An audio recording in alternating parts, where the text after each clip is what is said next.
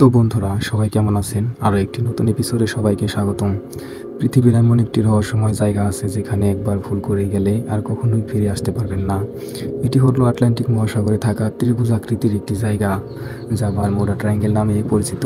কিন্তু সত্যিকার অর্থে এই ত্রিভুজাকৃতির জায়গাটি পরিমাপ কি কতটুকু তা এখনও পর্যন্ত সঠিকভাবে কেউ জানে না। আর এই কারণে প্রতি বছর হাজার হাজার জাহাজ এবং এরোপ্লেন এখানে দুর্ঘটনার শিকার হয়, যার শেষ চিহ্ন পর্যন্ত খুঁজে পাওয়া যায় না। অনেকেই মনে করে এখানে ভৌতিক কিছু আছে কিংবা এই জায়গাটি এলিয়েনরা নিয়ন্ত্রণ করে থাকে।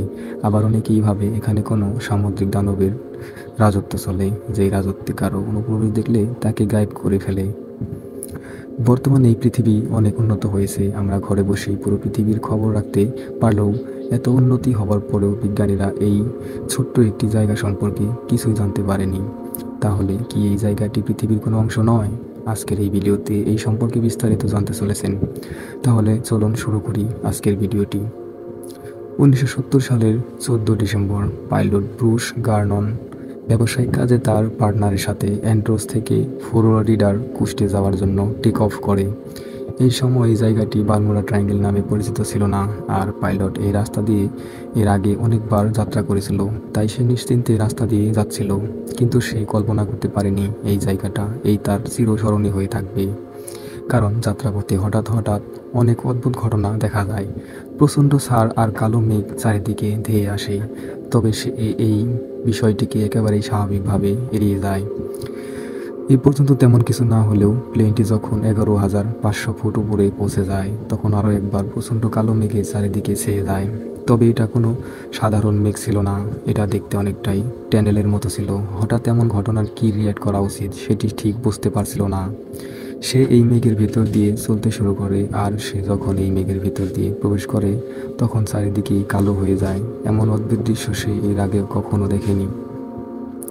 এরপর হঠাৎ কালো মেঘের মাঝে বিদ্যুৎ চমকাতে থাকে, কিন্তু এই বিদ্যুৎ চমকানোর কোনো শব্দ ছিল না। এছাড়াও বিদ্যুৎ চমকানোর লাইটিং সাধারণের তুলনায় অনেক অস্বাভাবিক ছিল, আর এগুলো জালের মতো তার প্লেনের চারিপাশে ছড়িয়ে পড়ছিল। এমন ভয়ানক এক জায়গায় প্রায় 20 মিনিট পর্যন্ত প্লেনটি স্বাভাবিকভাবে চলতে থাকে, আর সে একটি পেঁচানো ট্যানেলের মাঝে বারবার ছিল। সে ভেবেছিল এটা হয়তো কোনো গোলক ধাঁধা, যার ভেতর থেকে সে আর কখনো বেরোতে পারবে না, কারণ এর ভেতরে থেকে বেরোনোর কোনো রাস্তা দেখা যাচ্ছিল না। এরই মাঝে হঠাৎ একটি অদ্ভুত ঘটনা ঘটে, তার সঙ্গে থেকে উজ্জ্বল আলো জ্বলতে থাকে। তখন সে ভাবতে থাকে হয়তো এখনই ট্যানেলের সমাপ্তি হতে চলেছে, তাই সে সামনের দিকে এগিয়ে যায়। কিন্তু এই ট্যানেলের শেষ অংশে পৌঁছানোর সাথে সাথে প্লেনটি যেন সংকুচিত হয়ে যাচ্ছিল, আর প্লেনের ভিতর অদ্ভুত অদ্ভুত ঘটনা ঘটছিল। প্লেনের ভিতরে থাকা কম্পাস বারবার ডিরেকশন পরিবর্তন করছিল, প্লেনের ইলেকট্রিক যন্ত্রপাতি স্বয়ংক্রিয়ভাবে চালু হয়ে যাচ্ছিল। মনে হচ্ছিল এই প্লেনটিকে কোনো অলৌকিক শক্তি নিয়ন্ত্রণ করেছে। আর এই সময় পাইলট তার প্লেনটিকে নিয়ন্ত্রণ করার অনেক চেষ্টা করে, কিন্তু সে কোনো কিছুই নিয়ন্ত্রণ করতে পারছিল না। কোনো কিছুই তার মতো চলছিল না, সব কিছু একা একাই চলছিল।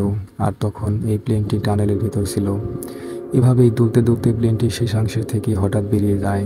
ভাবে এই 20 মিনিট তার সাথে যে রহস্যময় ঘটনা ঘটেছে তা অস্বাভাবিকভাবে কখনোই ঘটা সম্ভব নয়। আর প্লেনের সব যন্ত্রপাতি এই ঠিকভাবে কাজ করতে থাকে। 20 মিনিট সে ঠিক কোন জায়গায় ছিল সে এটা বুঝতে পারছিল না, তাই সে দ্রুত গ্রাউন্ড কন্ট্রোলারের সাথে যোগাযোগ করে। কিন্তু কন্ট্রোল রুম থেকে যখন রাডারের বসে প্লেনের লোকেশন ট্র্যাক করে, তখন তারা সেখানে কোনো প্লেনের সিগন্যাল দেখতে পায়নি। এর কিছুক্ষণ পর কন্ট্রোল রুম থেকে জানায় এই প্লেন ইতিমধ্যে তাদের এয়ারবেস ডাক অতিক্রম করে মাঝারি এয়ার স্পেসের দিকে চলে যাচ্ছে। কিন্তু এটা কিভাবে সম্ভব, কারণ তার এই যাত্রা 400 কিলোমিটার, আর এই যাত্রার সময় লাগার কথা ছিল 90 মিনিট, কিন্তু সে মাত্র 47 মিনিটে পার করেছে।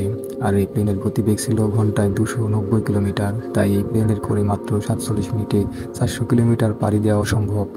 তাই সে মনে করে গ্রাউন্ড কন্ট্রোল হয়তো কোনো ভুলভাল ইনফরমেশন দিচ্ছে, কিন্তু কিছুক্ষণের মধ্যে তার ভুল ভেঙে যায়, কারণ তাদের ইনফরমেশন একেবারেই সঠিক ছিল। তার সামনে ছিল মাঝাজের এয়ারপোর্ট, আর যখন এয়ারপোর্টে ল্যান্ড করে ফিউল চেক করে তখন সে নিজের চোখকেই অবিশ্বাস করছিল। কারণ 400 কিলোমিটার যাত্রার মতো ফুয়েল খরচ হবার কথা তার অর্ধেক খরচ হয়নি। মানে প্লেনটি মাত্র 200 কিলোমিটার যাত্রা করেছে, অথচ এই রাস্তাটি 400 কিলোমিটারের। তাই সে মাত্র 20 কিলোমিটার পাড়ি দিকে এভাবে পৌঁছালো। এই রহস্য সমাধানের জন্য তিনি অনেক বিশেষজ্ঞের সাথে কথা বলেছেন, কিন্তু কেউ তাকে সঠিক উত্তর দিতে পারেনি। উল্টো তারা ভুলের খুঁজতে থাকে। আজ পর্যন্ত এই বারমুডা ট্রায়াঙ্গেল অনেক প্লেন আর জাহাজ গায়েব হয়েছে, শুধুমাত্র কয়েকটি ধ্বংসাবশেষ ছাড়া বাকিগুলো খুঁজে পাওয়া যায়নি, এমনকি মৃতদেহ পর্যন্ত পাওয়া যায়নি। তাই এই রহস্যময় জায়গাটি নিয়ে এই পর্যন্ত অনেক থিওরি লেখা হয়েছে। অনেকের মতে এখানে সামুদ্রিক দানবের বসবাস, যারা এই জায়গাটিকে নিয়ন্ত্রণ করে থাকে, কিন্তু এই সব কিছুই মানুষের ধারণা মাত্র। নিশ্চিন্ত ভালো এখন পর্যন্ত কেউই কিছু বলতে পারছে না। তাই এই জায়গাটি নিয়ে মানুষের আকর্ষণ শেষ নেই। ব্রুসের এই ঘটনা নিয়ে একটি থিওরি লেখা হয়, যেখানে বলা হয় প্লেনের পেছনে ডার্ক এনার্জি হাত রয়েছে। বিজ্ঞানীর মতে ডার্ক এনার্জি হলো সেই শক্তি যা ব্ল্যাক হোলের মতো স্পেস টাইম কার্ভ করে এক ধরনের টানেল তৈরি করে, যার ভেতর দিয়ে কিলোমিটার দূরত্বের রাস্তার কয়েক মিনিট অতিক্রম করা সম্ভব। আর সে হয়তো এমনই কোনো টানেলের ভেতর প্রবেশ করেছিল, ভাগ্যক্রমে সেই জায়গা থেকে বেরিয়ে আসতে পেরেছে। আর এই কারণে সে 400 কিলোমিটার রাস্তা মাত্র 47 মিনিটে অতিক্রম করে ফেলেছে। তবে ডার্ক এনার্জি নিয়ে অনেকের মধ্যে নানা মতবিরোধ রয়েছে। এখন বিশেষজ্ঞরা এই উপযুক্ত ব্যাখ্যা দিতে পারেনি। ব্রুস একমাত্র ব্যক্তি যিনি বারমুডা ট্রায়াঙ্গেল থেকে ফিরে আসতে পেরেছেন, কিন্তু ফিরে আসার এই ঘটনা এখনও রহস্য হয়ে আছে। তো বন্ধুরা, আজকের ভিডিওটি এই পর্যন্ত। এই ভিডিওটি ভালো লাগলে একটি লাইক দিন, আর আপনাদের মূল্যবান মতামত কমেন্টের মাধ্যমে আমাদেরকে জানিয়ে দিন। আর আমাদের চ্যানেলে যদি আপনারা নতুন হয়ে থাকেন, এরকম রহস্যময় ঘটনা জানতে আমাদের চ্যানেলটি সাবস্ক্রাইব করে আমাদের সাথেই থাকুন। ধন্যবাদ।